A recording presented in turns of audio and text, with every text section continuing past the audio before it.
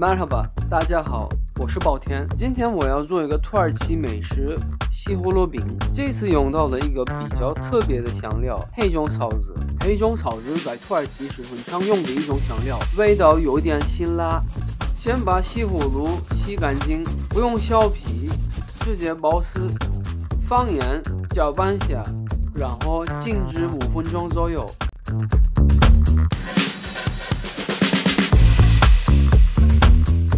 等西葫芦出水后，把它拿出来挤干。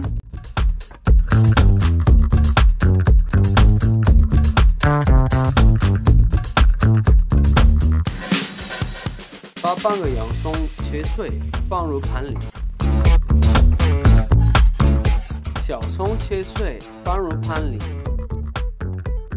薄荷叶也切碎，放入盘里。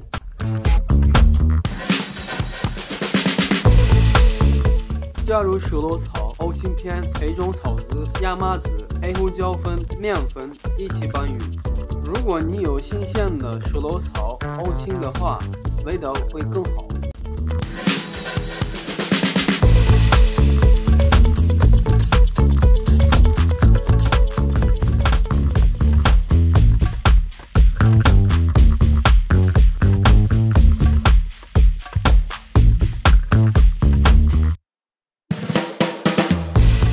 再加入2个鸡蛋，搅拌均匀。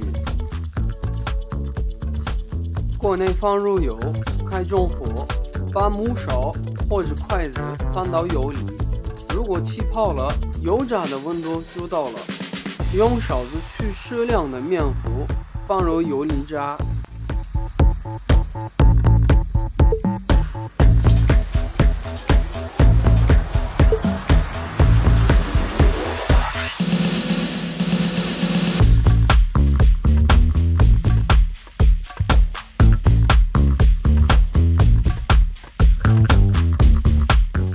等饼的一面变金黄色，就可以翻面了。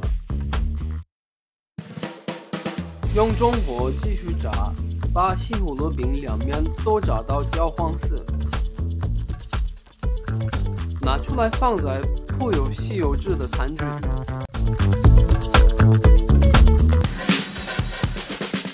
好，土耳其西葫芦饼就做好了，一定要和无糖酸奶一起吃。